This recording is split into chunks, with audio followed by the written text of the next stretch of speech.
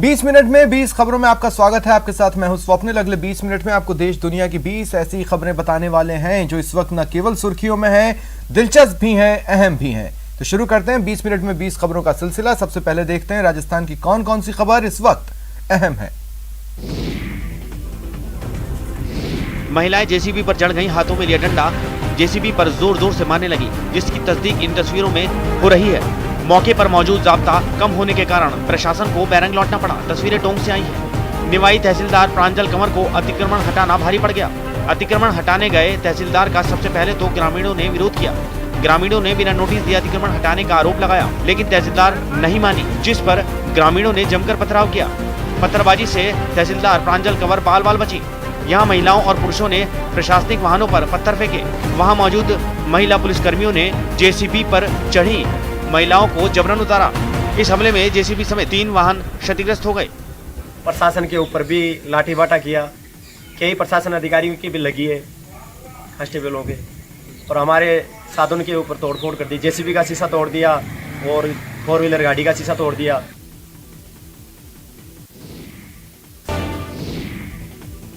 यादें काफ़ी हैं सर, और इतनी यादें हैं कि राजस्थान की विधानसभा यहाँ थी तो मिनिस्टर वगैरह भी पासपोर्ट साइज़ के लिए फ़ोटो बनवाते थे, और जो लोग बाहर विदेशों में जाते थे पासपोर्ट साइज़ की फ़ोटो इसी से बनवाया करते थे। 150 साल पुराने कैमरा की खासियत बता रहे हैं ये टीकम चंद। जयपुर के हवा महल के पास टीकम चंद अपने दादा के जमाने के पुराने कैमरा से फोटोग्राफी करते हैं। ये कैमरा बहुत अद्भुत है, मात्र 5 मिनट में फोटो तैयार कर देते हैं। टीकम चंद के मुताबिक कैमरे का पेपर और केमिकल फ्रांस से मंगाया जाता है। इस कैमरा को देखने के लिए पर्यटकों का हुजूम उमड़ता है। पर्यटकों को इस कैमरे के क्लिक ने लुभाया है, मगर इतिहास को अपने हाथों से संजो रहे टीकम चंद आज खराब आर्थिक हालत से परेशान हैं। कस्टमर है नहीं, कस्टमर परेशानी में आ रहा है, और मेरे को खुद भी बड़ी परेशानी आ रही है, खर्चे नहीं चल पा रहे हैं, और काफ़ी लंबे समय से मैं इंतज़ार कर रहा हूँ कस्टमर आए। यकीनन कैमरे में हम यादों को कैद करते हैं, लेकिन टीकम चंद ने अपने दादा के कैमरे को ही उनकी याद में संभाल रखा है। उन्हें उम्मीद है कि जल्द ही ये कैमरा उनकी रोजी रोटी का जरिया बनेगा। और अब देख लेते हैं कुछ अन्य राज्यों की खबरें। उत्तर प्रदेश की आजमगढ़ पुलिस ने मुठभेड़ में घायल 25,000 के इनामी बदमाश को गिरफ्तार किया है। पुलिस की जवाबी कार्रवाई में पैर में गोली लगने से बदमाश जख्मी हो गया था। गिरफ्त में आया बदमाश एक शातिर लुटेरा है। एसपी के निर्देश पर रात को दीदारगंज थाना प्रभारी वाहनों की चेकिंग कर रहे थे, तभी पुलिस ने जब एक बाइक को रोकने का प्रयास किया तो बाइक सवार ने पुलिस पर गोली चलाई और भागने लगा। पुलिस की जवाबी फायरिंग में बदमाश के पैर में गोली लगी और वो बाइक समेत सड़क पर गिर गया। पुलिस के मुताबिक पकड़ा गया शख्स 25,000 रुपए का इनामी बदमाश अंकुश गौतम है, जो 2020 से ही वांटेड चल रहा था। अंकुश एक शातिर लुटेरा है जिस पर 9 मामले दर्ज हैं।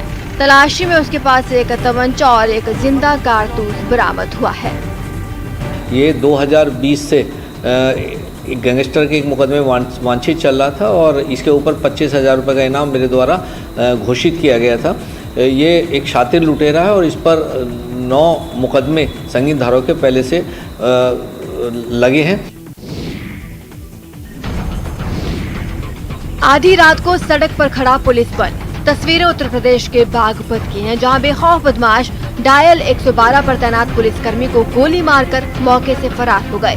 घटना के समय सिपाही बाइक पर सवार होकर ड्यूटी पर जा रहा था, तभी अज्ञात बदमाशों ने उस पर हमला किया और सीने पर गोली दाग दी। फायरिंग में गंभीर रूप से घायल सिपाही को गाजियाबाद के यशोदा हॉस्पिटल में भर्ती कराया गया। वहीं पुलिसकर्मी पर हुए जानलेवा हमले की घटना से पुलिस महकमे में हड़कंप मच गया। एसपी सहित कई थानों की फोर्स मौके पर पहुंच गई। खुद मेरठ जोन के आईजी प्रवीण कुमार ने घटनास्थल का निरीक्षण किया। फिलहाल आसपास के सीसीटीवी को खंगाला जा रहा है और मामले की तफ्तीश की जा रही है। कई टीमों को इस केस में लगा दिया गया है। मतलब गांव सुनाड़ा से खेड़ा खाना खाने जा रहे थे, तो सर हमें गंभीर हाथ में मिले। तो सर मतलब गाड़ी के पास खड़े हेल्प मांग रहे थे, वो हेल्प नहीं कर पा रहा था। तो सर फिर हम अपनी गाड़ी लेकर सर ने हमने सबको बिठाया। सर की बाइक थोड़े से मतलब थोड़ी दूरी बाइक पड़ी थी सर की। अच्छा। तो सर क्या हुआ? सर मुझे बदमाश गोली मार के चले गए। युवक को निर्वस्त्र कर पिटाई करते लोगों का ये वीडियो यूपी के आजमगढ़ से आया है। मिली जानकारी के मुताबिक कप्तानगंज थाना क्षेत्र के नरफोरा गांव के एक युवक का गांव के ही किसी लड़की से प्रेम संबंध चल रहा है। बताया जा रहा है युवक युवती से मिलने उसके घर पहुंचा था, जहां युवती के परिजनों ने उसे पकड़ लिया और निर्वस्त्र कर पिटाई कर दी। गांव वालों की पिटाई से घायल युवक का अस्पताल में इलाज चल रहा है। इस पूरे मामले में कोई भी कुछ बोलने को फिलहाल तैयार नहीं है।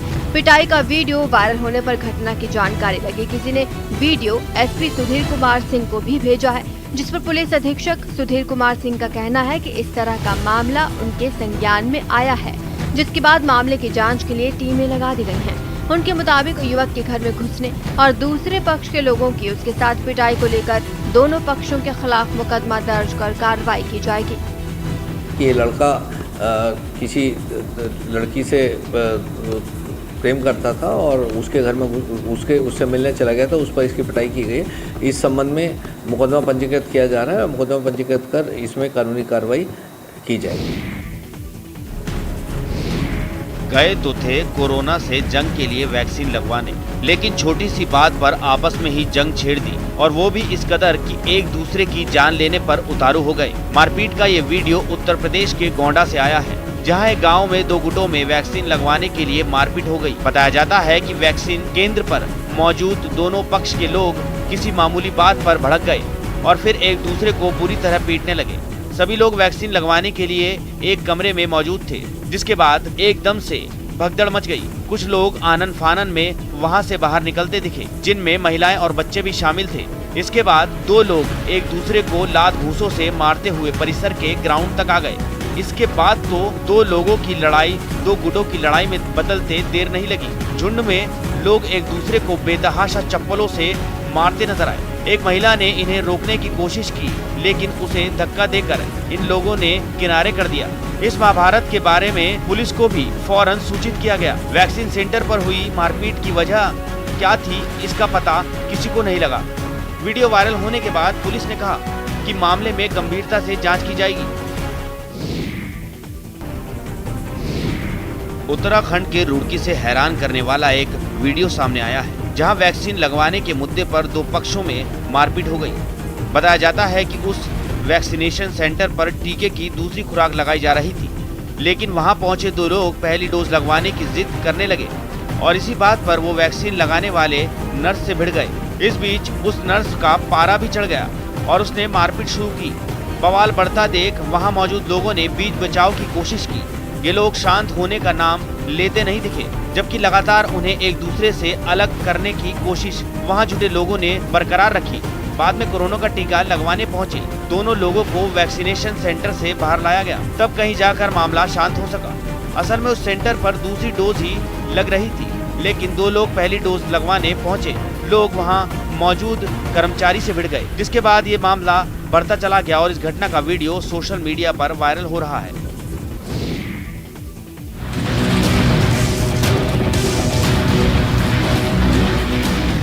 भोपाल के जहांगीराबाद क्षेत्र के बरखेरी की ये तस्वीरें सीसीटीवी में देखिए। कुछ लोग हमला कर रहे हैं। इन लोगों के हाथ में तलवारें हैं। 4 बदमाशों ने एक युवक पर तलवार से वार किया। इस हमले में युवक बुरी तरह जख्मी हो गया।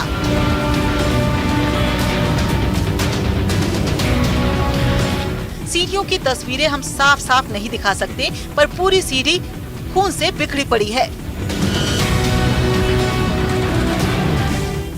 युवक हमला करने के बाद फरार हो गए। वहीं बुरी तरह जख्मी युवक का चिरायू अस्पताल में इलाज चल रहा है। पूरे मामले की जहांगीराबाद पुलिस तफ्तीश कर रही है।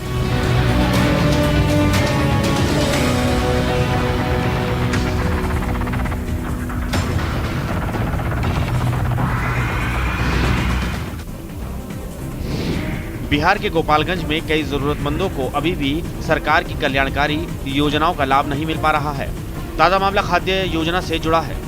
यहाँ कई लोगों को अभी तक राशन कार्ड नहीं मिला और जिन्हें मिला उन्हें राशन नहीं मिल रहा। ताज़ा मामला सदर प्रखंड के मनिकपुर पंचायत का है।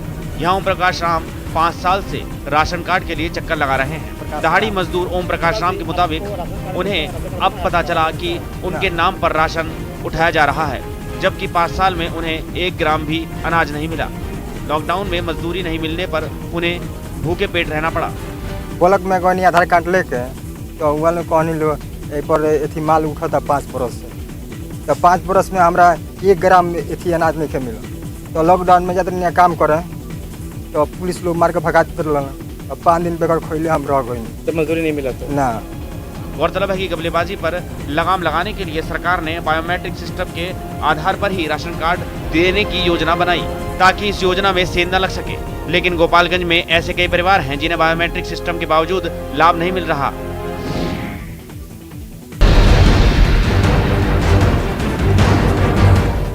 बस एक बनियान उठाने भर की देर है, शराब की शीशियों का पतझड़ सा लग जाता है। ये देखिए, जैसे ही सामने से बनियान की परत उठाई, शराब की शीशियों की बारिश सी होने लगी। पीठ की तरफ से गंजी उठाई, वहां से भी झमाझम बारिश होने लगी। ये दुबला पतला बुजुर्ग नशे की चलती फिरती दुकान बन गया है, जहां से हाथ मारो शराब की शीशियां झड़ने लगती हैं। ये देखिए, आगे से भी नशे की धारा बह रही है तो पीछे से भी शराब की बोतलों का ढेर लग गया है। ये बुजुर्ग यूपी बॉर्डर से साइकिल पर सिवान की ओर बढ़ा चला आ रहा था, लेकिन जब उसकी हरकत पर शक हुआ तो सिवान पुलिस ने तलाशी के लिए रोका और फिर जैसे ही गंजी उठाई, फिर तो नशे की बोतलें झमाझम बरसने लगी। आगे से लेकर पीछे की ओर जिस तरफ से भी बनियान हिलाइए, शराब की बोतलों का खजाना खुल जाएगा। और जब एक एक कर सबकी गिनती हुई तो कुल 45 बोतलों का अंबार लग गया था। गुजरात में बादल आफत बनकर बरसे। वहां राजकोट के कई इलाकों में इतनी बारिश हुई कि शहर नदियों में तब्दील हो गए और सड़कों को तो देख पाना मुश्किल हो गया। एक जगह पर पुल से पानी ऐसे बहता दिखा मानो कोई झरना फूट पड़ा हो। गोंडल में तो कई घंटों तक चली बारिश के बाद लोगों की जान पर बनाई। शहर की हालत तो बदतर थी ही। सिर बचाने के लिए जिन घरों का आसरा था, उन पर भी पानी ने कब्जा जमा लिया।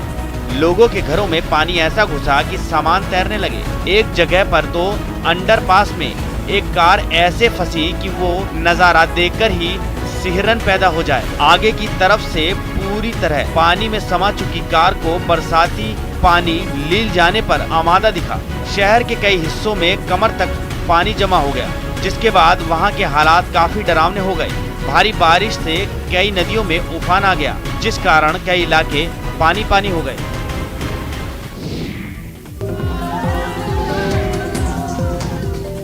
ना ब्याह का लगन है, ना बैंड बाजा, ना बारातियों की टोली है और ना कोई धूम धड़ा। फिर भी ईश्वर को साक्षी मानकर 7 फेरे ले रहे हैं दुल्हा और दुल्हन। अभी नई नवेली दुल्हनिया के हाथों की मेहंदी सूखी भी नहीं कि पति संग पहुंच गई खिजरसराय प्रखंड कार्यालय और कर दिया हुरमा पंचायत के मुखिया की कुर्सी के लिए नॉमिनेशन।